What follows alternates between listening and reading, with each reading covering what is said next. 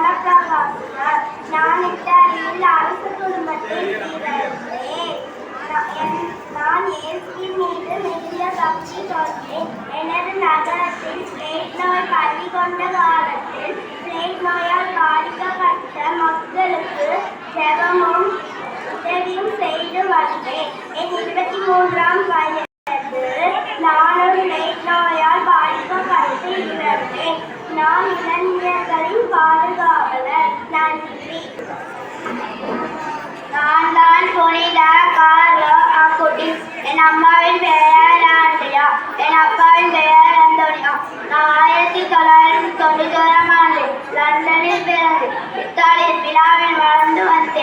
கால்பந்து வீடிய விளையாட்டுகளில் மிக ஆர்வம் கொண்டிருந்தேன். அந்நிலம் உறுதிப்பதில் பங்கு கொண்டு நான் உருவாக்கிய தனிப்பட்ட இணையதளத்தினால் உலகம் எங்கும் நடக்கும் நற்கருணை அற்புதங்களை மக்கள் எல்லாரும் புரிந்து கொண்டார்கள். திராவையார் புனித சைவ அப்போஸ்தல என அழைக்கப்பட்டு யுக்ரியா என்னும் இரத்த புற்றுநோயால் பாதிக்கப்பட்டு 2006ஆம் ஆண்டு அக்டோபர் 12ஆம் தேதி நான் இறந்துவிட்டேன். 2025ஆம் ஆண்டு செப்டம்பர் 7ஆம் தேதி நான் புனிதராக உயர்த்தப்பட்டு 4 மில்லியனில் பிறந்த முதல் புனிதர். நன்றி.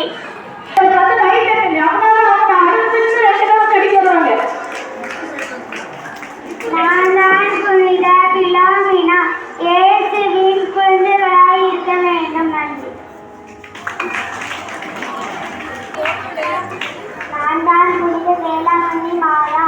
நான் வேளாங்கண்ணியின் தோற்றலால் வேளாங்கண்ணி மாதா என்று அழைப்பார்கள். என் பிறந்த நாள் செப்டம்பர் 8ஆம் தேதி கொண்டாடப்படுகிறது. என் ஆலயம் வேளாங்கண்ணியின் வாசல். நன்றி. இந்த ஜெபமாலை மாதா. ஜெபமாலை மாதம் அக்டோபர் மாதமாகும். என் திருவிழா அக்டோபர் 7ஆம் தேதி கொண்டாடப்படுகிறது. நான் 100 நகரில் 3 குழந்தைகளுக்கு காட்சி அளித்த போது அவர்களுக்கு ஜெபம் செய்யவும் ஜெபமாலை செய்யவும் கற்றுக் கொடுத்தேன். இயேசுவின் வாழ்வு பாடுகளை தியானித்தது தான் ஜெபமாலை. நன்றி. நான் தான் புனித கன்னிமரியா. இயேசுவினால் உலகத்தில் ஜென்ம பாவங்களை போக்க வந்தேன். என் நம்பியின் பெயர் எலிசபெத்து. என் தந்தை பெயர் சுபிக்கேன். என் தாய் பெயர் அண்ணம்மா. என்னை பல பெயர்களால் அழைப்பார்கள். நன்றி. நான் அக்டோபர் 25, 1905 பிறந்தேன். எனக்கு இயேசு நேரடியாக காட்சியளித்து இரக்கத்தின் ஆண்டவரை திருப்படத்தை உலகிற்கு வழங்க செய்தார். புனித பவுசினா என்பது எளிமை, பணிவு, இறை நம்பிக்கை இவற்றில் நிறைந்த உருவம். நன்றி. I was born at Rome in Italy. I am a saint of Musician Roman Catholic. Celebrate my feast on 22 November. Thank you. ஜெபமாலை மாதா. 1917ஆம் தேதி போர்டில் உள்ள பாத்திமா நகரில் 3 சிறுவர்களுக்கு காட்சி கொடுத்த போது தன்னை ஜெபமாலை அன்னை என்று அறிவித்தார். ஜெபமாலை மாதாவின் திருவிழா அக்டோபர் 7ஆம் தேதி கொண்டாடப்படுகிறது. மேலும் திருத்தந்தை 10ஆம் லியோ அக்டோபர் மாதத்தை ஜெபமாலை மாதமாக அறிவித்தார். நன்றி. செப்டம்பர் 1ஆம் தேதி பலத்த இடிமின்னலுடன் மழை பெய்த போது ஆலய கோபுரத்தில் மின்னல் தாக்கியது. அதில் என்னுடைய திருவுருவமானது மக்கள் பார்க்கும் மண்ணும் தோன்ற செய்தேன். இதனை பார்த்த மக்கள் என் மீது நம்பிக்கை கொண்டு ஒரு திருத்தலமாக என் பெயரை நிறுவினர். நான் இன்றளவும் என்னை நாடி வரும் மக்களின் நோய் நொடிகள், கவலை, கண்ணீர், துன்ப துயரங்கள், தீய சக்திகளின் பிடியிலிருந்து மீட்டு வருகிறேன். நன்றி. அனைவருக்கும் வணக்கம். நான் கன்னி மாதாவை பற்றி பேச வந்துள்ளேன்.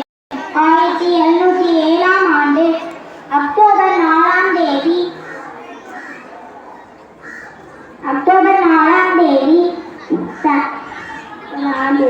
குருவானவர் தலைமையாக கொண்டிருந்தார். அப்பொழுது மின்னல் தாக்கியது. குருவானவர் மயக்கமடைந்தார். வன்னிமை மாதா எந்த ஒரு சேதாரமும் இன்றி ஊதா நிறத்தில்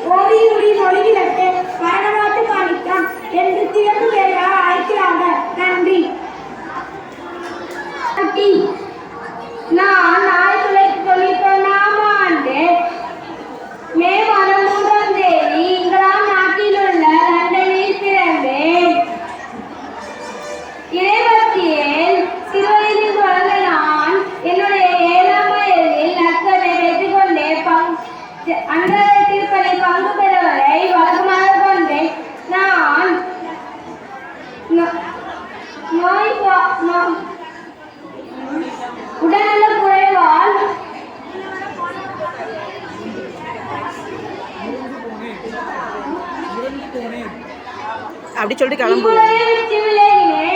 நன்றி.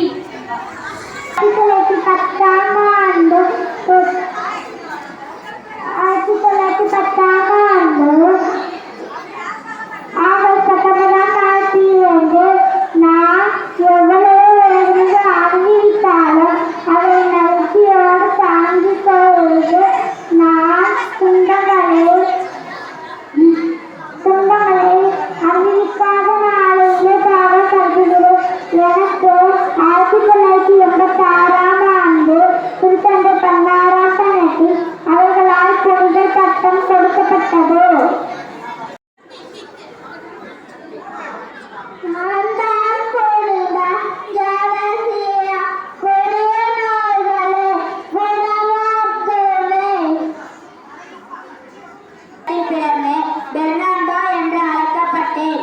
என் தாய் தந்தை மார்ட்டின் மற்றும் மேரி புல்போர். நான் பிரான்சிஸ்கன் சபையில் சேர்ந்த பின் அந்தோனியார் என்று அழைக்கப்பட்டேன். கடவுளுக்கு ஊழியம் செய்வதே என் கொள்கை. குழந்தை இயேசுவை கையில் ஏந்திய பெரும் பாக்கியசாலி நான். காணாமல் போன பொருட்களை கண்டுபிடித்து தருவேன். கடலின் பெரும்புயலின் போது மக்களை பாதுகாத்து வருகிறேன். ஏழைகள் மற்றும் மீனவர்களின் பாதுகாவலர் நான்.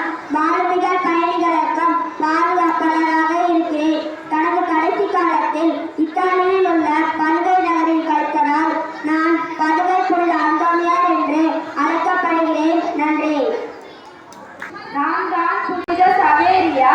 நான் ஸ்பெயின் நாட்டில் ஏப்ரல் 7ஆம் தேதி 1506ஆம் ஆண்டு பிறந்தேன். நான் சுமார் 38,000 மைல்கள் கடல் மற்றும் கடலோர பகுதியில் போதனை செய்து இறைப்பணி செய்தேன். 1559ஆம் ஆண்டு சாம்செங் என்னும் தீவில் நோயினால் பாதிக்கப்பட்டு உயிர் துறந்தேன். என்னை அத்தீவிலேயே அடக்கம் செய்துவிட்டனர். நன்றி. நான் தான் புனித அந்தோனியார். நான் 1195 ஆகஸ்ட் 15 அன்று லிஸ்பனில் பிறந்தேன். நான் என் வாழ்நாட்களின் பெரும்பகுதியை இத்தாலியில் பதுவை நகரில்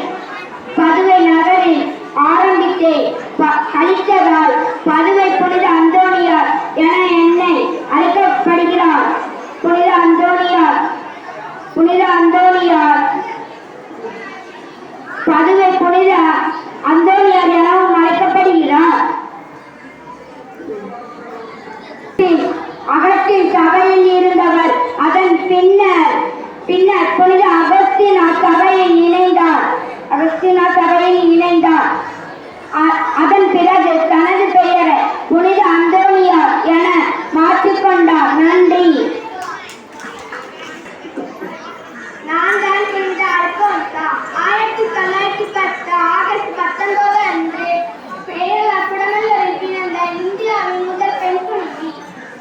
நான் என் சிறுவயதில் இருந்து இயேசுவுக்காக தூய வாழ்க்கை வாழ முடிவு செய்தேன். துன்பங்களிலும் நோய்களிலும் கூட நான் என் வாழ்நாளை இயேசுவுக்காக அர்ப்பணித்தேன்.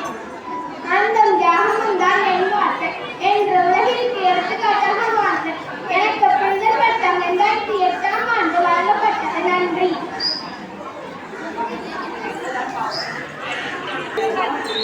நான் தான் புனித ஆலன். நான் இளம்பெண்களின் பாதுகாவலர். நான் கிபி 291 அரச குடும்பத்தில் பிறந்தவர். என் பெற்றோர் வேசுதேவரை வழிபட்டு வந்தனர். நான் கிறிஸ்துவை அறியாதவராய் வாழ்ந்து வந்தேன். ஒரு நாள் என் வீட்டு பணிப்பெண் ஒரு தனியறையில் ஜெபித்துக் கொண்டு இருந்தார். நான் அவரிடம் இங்கு கடலோ பயன்படுத்தும் இல்லையே, யாரிடம் ஜெபித்துக் கொண்டு இருக்கிறார் என்று கேட்டேன்.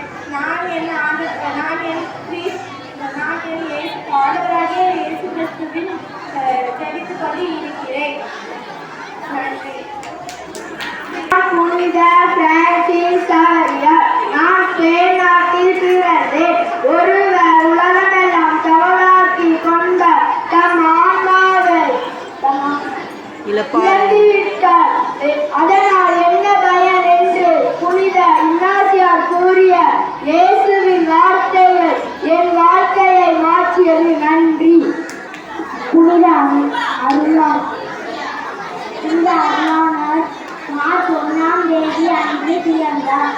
அவருடைய இயற்பெயர் ராண்டி பிரிட்டோ.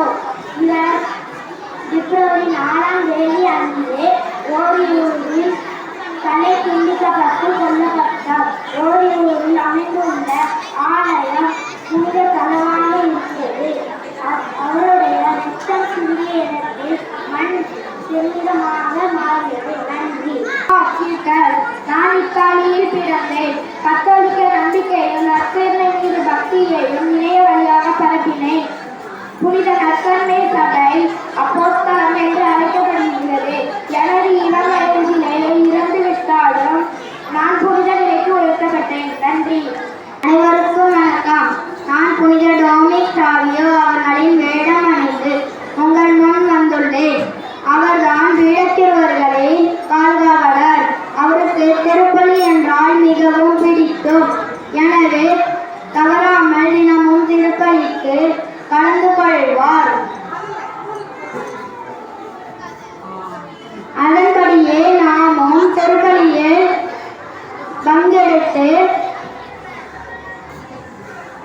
ஏற்றுவாய் வாழ்வோம். நன்றி, வணக்கம். நான் தான் சூசியப்பர், சூரிய கன்னிமரியாவின் கணவர். அவர் நல்லவர், அவர் நேர்மையாளர். இயேசுவின் வளர்ப்பு தந்தை. யோசேப்பை போல் நல்ல தந்தை உங்களுக்கு தர வேண்டும். நன்றி. நான் புனித அந்தோனியார். உங்களுக்கு அன்பும் அமைதியும் வழங்க வருகிறேன்.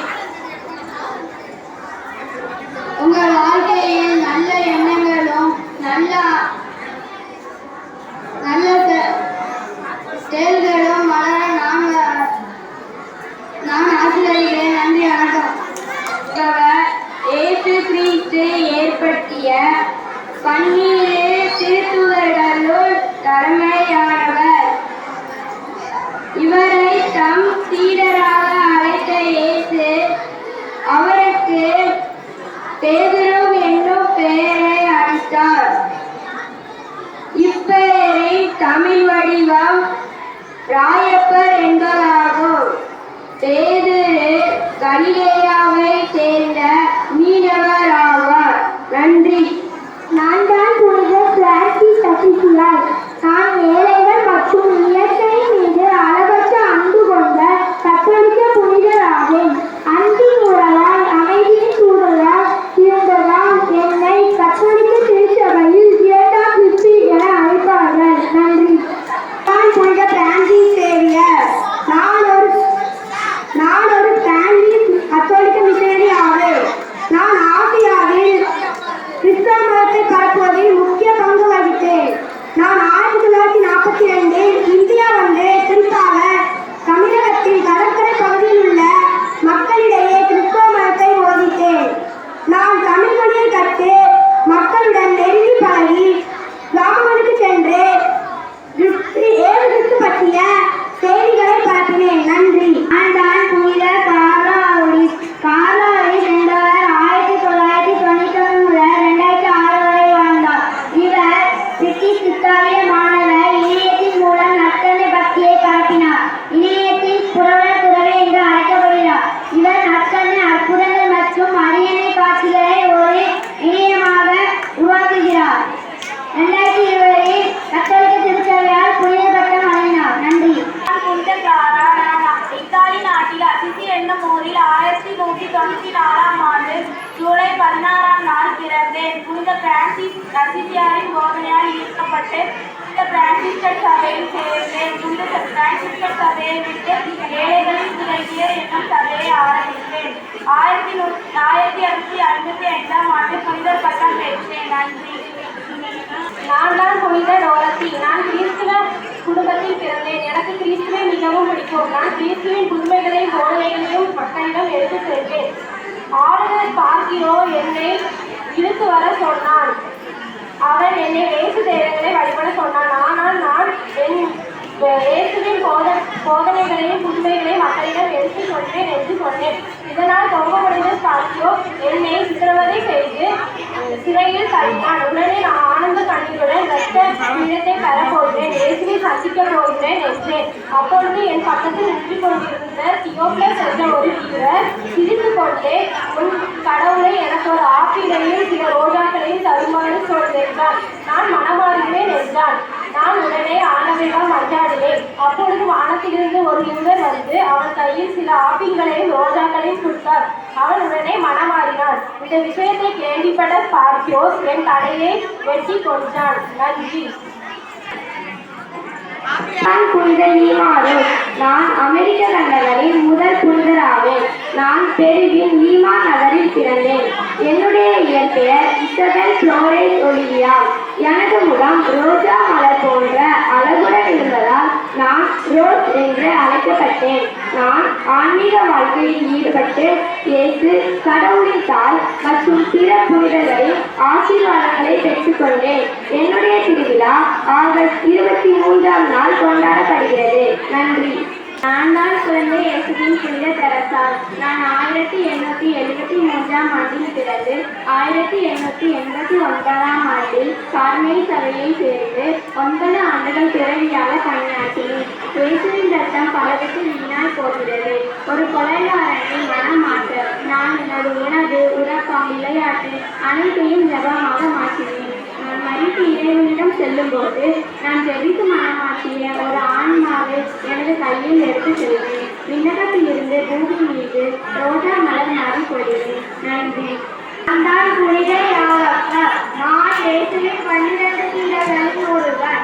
இயேசு என் தாயார் செபதேயுடன் கடற்கரையில் வலைகளை பழுதுபார்த்து கொண்டிருந்தபோது இயேசு என்னை அழைத்தார். இயேசு அறிமுகமான போது கெத்செமனி தோட்டத்தில் இரத்த நீரை சிந்தும் போது நான் அவரோடு இருந்தேன்.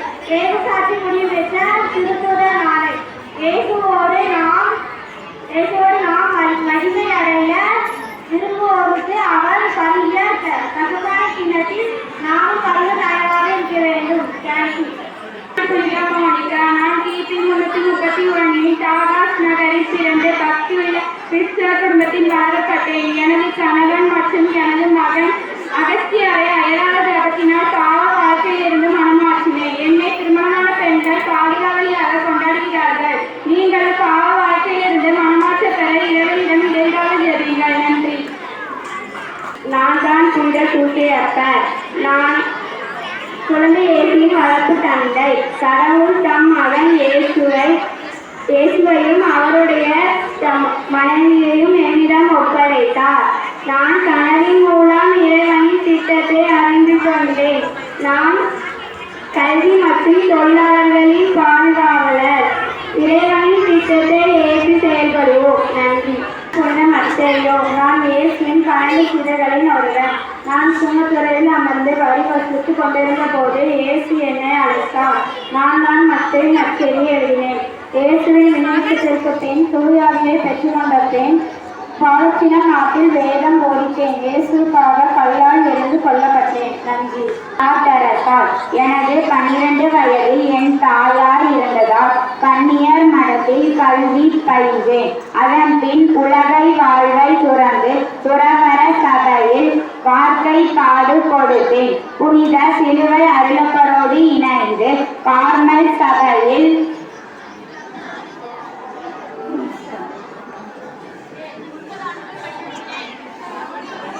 சீர்திருத்தும் வேலையை செய்தேன்.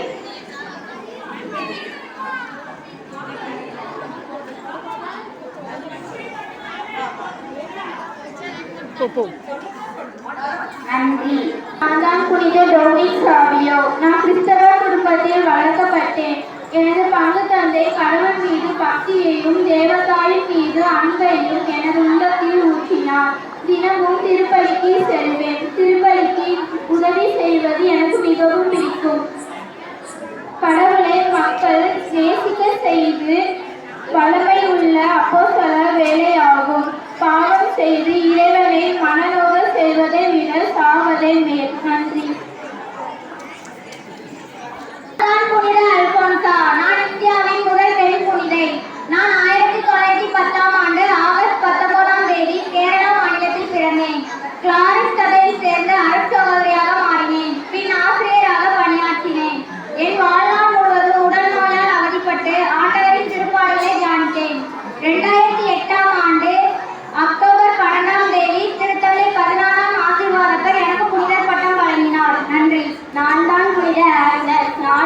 செல்வந்தருடைய மகள். கிறிஸ்துவை என்னுடைய பர்த்தாவாக தேர்ந்தெடுத்தேன். ரோமை தலைவனின் மகன் என்னை கிறிஸ்தவ வேதத்தை விட்டு விடும்படி கட்டாயப்படுத்தினார். இறுதியாக என்னை வெட்டிக் கொள்ளும்படி ஆணையிட்டான். ஆண்டவரே, நான் உம்மிடம் வருகிறேன். உம்மையை அன்புகிறேன். உமக்காக காத்திருக்கிறேன். நன்றி. நான் புனித அருணானந்தர். நான் போர்ச்சுகஸ் நாட்டில் லிஸ்பன் நகரில் பிறந்தேன். நான் இயேசு சபையில் சேர்ந்து கிறிஸ்துவை அறிவிக்க இந்தியா வந்தேன். தமிழ்நாட்டில் பல இடங்களுக்கு சென்று மக்களை சந்தித்து இறைவார்த்தை அறிவித்து மக்களுக்கு நன்மைகள் பல செய்து வந்தேன். மன்னர் சேதுபதி என் தலையை வெட்டி கொள்ள ஆணையிட்டான். நான் வெட்டுள்ள இடத்தில் மண் இன்னும் சிவப்பாக காணப்படுகிறது. நான் தான் புனித தோமையார். நான் இயேசுவின் 12 சீடர்களில் ஒருவன். இயேசு மீது அதிக அன்பு கொண்டவன். இயேசு உயிர்த்தெழுந்ததை சீடர்கள் கூறிய போது நம்பிக்கையற்றவனாக இருந்தேன். நற்செய்தி பணிக்காக கிபி 52 இந்தியாவிற்கு வந்தேன்.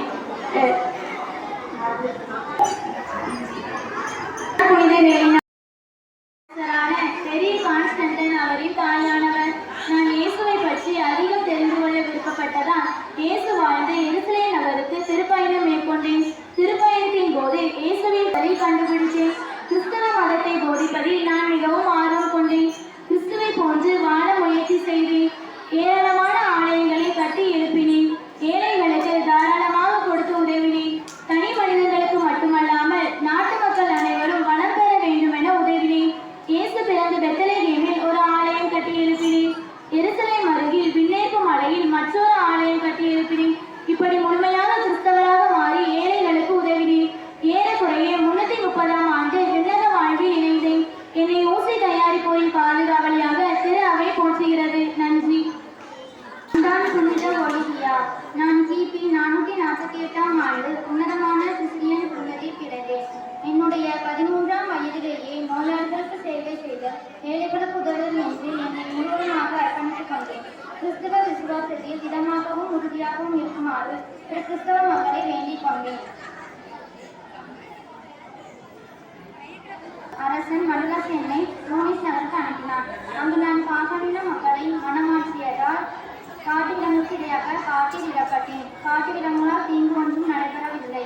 நான் என் விசுவாச வாழ்வில் உறுதியுடன் இருந்ததால் ஆளுநர் என்னை சிறுமி என்று கூட பாராமல் என் ஆடைகளை கலைந்து எண்ணெய் கொப்பரையில் தள்ளினார். ஆனாலும் தீங்கு ஒன்றும் நடைபெறவில்லை. இறுதியில் தலைவெட்டி கிபி 463ஆம் ஆண்டு ஜூன் 10 கொல்லப்பட்டேன். என்னை போன்று நீங்களும் விசுவாச வாழ்வில் உறுதியுள்ளீர்கள். நன்றி. நான் தான் புனித லூசியா. நான் 283ஆம் ஆண்டு இத்தாலியில் உள்ள சிராஸ் என்ற ஊரில் பிறந்தேன். என் தாய் யூசியா பஸ்காசஸ் என்பவருக்கு எனக்கு தெரியாமல் திருமணம் செய்ய வாக்கு கொடுத்தார். நான் ஆண்டவருக்காகவே கன்னியாகவே வாழ்கின்றேன். இதை அறிந்த பஸ்காசஸ் என்னை திருமணம் செய்ய கட்டாயப்படுத்தினார். நான் திருமணம் செய்ய சம்மதிக்காததால் ரோமை அரசர் டயோக்ரசி என்பவரிடம் நான் கிறிஸ்தவர் என்ற உண்மையை கூறினார். அரசர் என்னை படைவீடுகளில் கொண்டு இழுத்து வர எண்ணி கூறினார். அவர்களால் என்னை ஒரு அடி கூட இழுக்க முடியவில்லை. என்னை தீயில் இட்டு கொளுத்த ஆணையிட்ட போதும் தீ என்னை ஒன்றும் செய்யவில்லை. இறுதியாக அரசர் வாளால் வெட்டி கொன்று போட்டார். நான் 104ஆம் ஆண்டு 21ஆம் வயதில் கிறிஸ்துவுக்காக உயிரிழந்து மறைசாட்சி ஆனேன். நான் அடிக்கடி சொல்லக்கூடிய இலவசனம், தூய்மையான உள்ளத்தோர் பேர் விற்றோர் ஏனில் அவர்கள் கடவுளை காண்பர், இறுதி வரையில் மன உறுதியோடு இருப்பவரை நீக்கப்படுவர் என்ற இறைவார்த்தை கேட்க எனது ஆன்மாவை விசுவாசத்தை காத்துக் கொண்டதால் புனிதராக உயர்த்தப்பட்டேன். பார்வை குறைபாடு உள்ளவரின் பாதுகாவலியாக திரு அவை எண்ணை நினைவு கூறுகிறது. திரு அவை எண்ணை நினைவு கூறிய நாள் டிசம்பர் 13. நன்றி.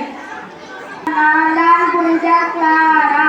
நான் 1194ஆம் ஆண்டு இத்தாலியில் அசிசில நகரில் பிறந்தேன்.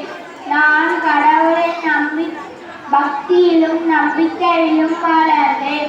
1255ஆம் ஆண்டு திருத்தந்தை 4ஆம் அலெக்சாண்டர்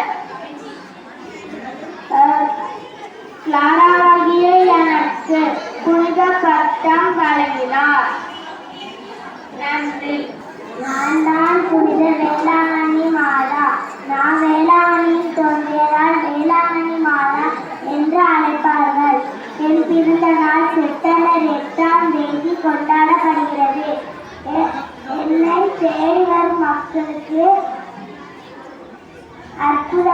சேர்வேன். என் ஆலயம் வேளாங்கண்ணியில் உள்ளது. நீங்களும் என் ஆலயத்துக்கு வாங்க. நன்றி. என்ற பெயருக்கு ரகசியமால் என்று பொருள். என் தாயின் இரத்தப்போக்கு நோயால் பாதிக்கப்பட்டிருந்த போது இறைவனிடம் ஜெபித்ததனால் அவர் நோய் குணமானார். பிரகாசியமால் புனிதா என்ற பெயருக்கு பிரகாசியமால் என்று பொருள். நான் புனித ஆக்னஸ் என்னும் பெயருக்கு செம்மறிக்குட்டி என்று பெயர். நான் இளம் பெண்களின் பாதுகாவலி. கத்தோலிக்க திரு அவையின் முதல் பெண் புனிதர். நான் கத்தோலிக்க திருச்சபையில் உள்ள மிகவும் இளமையான புனிதர்களில் ஒருவன் ஆவேன். என்னுடைய திருவிழா மே 6ஆம் தேதி கத்தோலிக்க திருச்சபையால் கொண்டாடப்படுகிறது. நான் புனித ஜான் போஸ்கோவின் மாணவன் ஆவேன். என்னுடைய விருது வாக்கு பாவம் செய்கிற சாதனை. நன்றி. அனைவருக்கும் வணக்கம். நான் தான் புனித அந்தோனியார். நான் ஐரோப்பாவில் போர்ச்சுகல் நாட்டின் தலைநகரமான லிஸ்பன் மாநகரில் 1995ஆம் ஆண்டு ஆகஸ்ட் 15ஆம் தேதி பிறந்தேன். என்னுடைய பெற்றோர் பெயர் மார்ட்டின் மேரி ஆவர். எங்கள் வீட்டில் நான் 3வது குழந்தையாக பிறந்தேன். என்னுடைய பெயர் பெர்னார்டோ மார்ட்டின் டே பெர்னார்டோ ஆகும்.